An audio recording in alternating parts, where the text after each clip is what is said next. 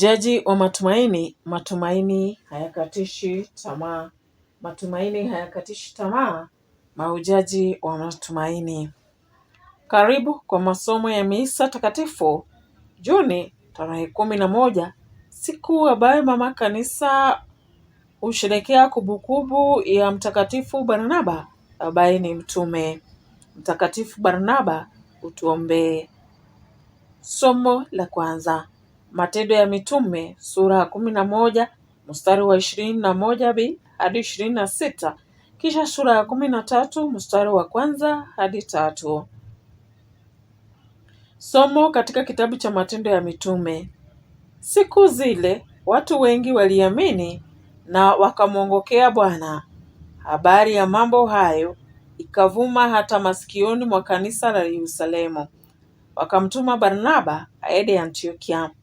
Naye alipofika huko na kuiona neema ya Mungu, alifurahi na wakawahimiza wote wamshikilie Bwana kama walivyokusudia mioyoni mwao, kwa maana alikuwa mtu mwema, mwenye kujaa Roho Mtakatifu na imani. Idadi kubwa ya watu ikaongezeka kwa Bwana. Barnaba akaenda Tarso kumtafuta Sauli, na alipomkuta akampeleka Antiokia. Wakajaliwa kukutana na kanisa huko kwa mwaka mzima na kufundisha watu wengi. Na huko Antiokia ndipo wafuasi walianza kuitwa Wakristo. Katika kanisa la Antiokia kulikuwa na manabii na walimu kama Barnaba, Simeoni ambaye alikuwa anaitwa Nigeri, na Rusio Mkrene, na Manaeni aliyekuwa amelelewa pamoja na mfalme Herode, na Sauli. Walipofanya ibada ya Bwana na kufunga, Roho Mtakatifu alisema, niwekeeni tayari Barnaba na Sauli kwa kazi niliyowaita. Hapo wakafunga na kusali, wakawawekea mikono na kuwaaga waende. Neno la Bwana. Tumshukuru Mungu. Zaburi ya kuitikizana. Zaburi sura ya 98 mstari wa kwanza, wa pili na watatu ba, watatu na d hadi 4, 5 na 6. Kiitikio ni mstari wa pili ba.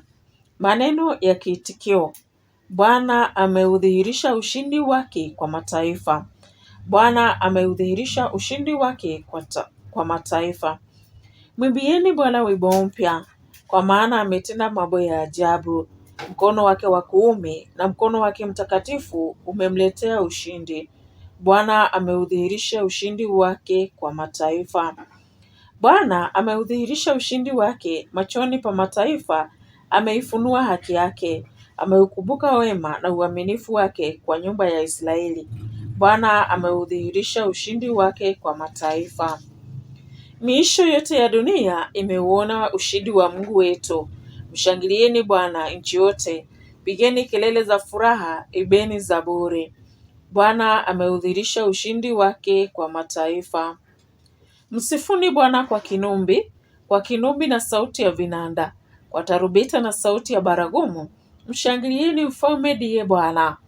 Bwana ameudhihirisha ushindi wake kwa mataifa.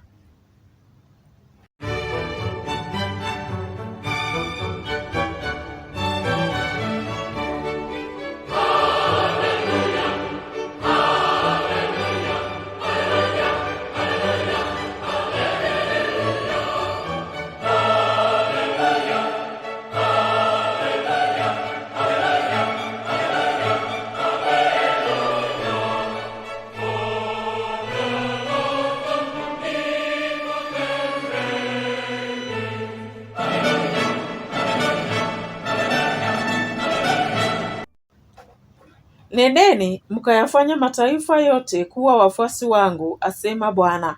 Na tazama, nipo pamoja nanyi siku zote mpaka mwisho wa dahari.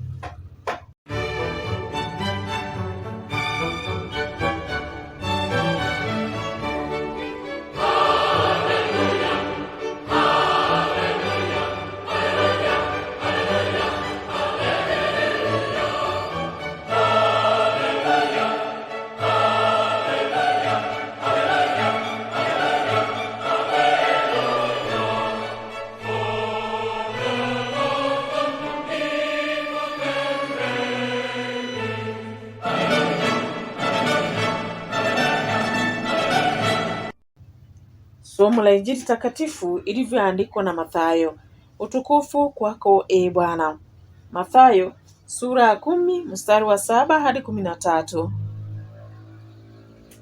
Wakati ule Yesu aliwaambia mitume wake, nendeni kuhubiri mkisema, ufalme wa mbinguni umekaribia. Waponyeni wagonjwa, wafufueni wafu, watakaseni wenye ukoma, wafukuzeni pepo wabaya. Umepewa bure, toeni bure.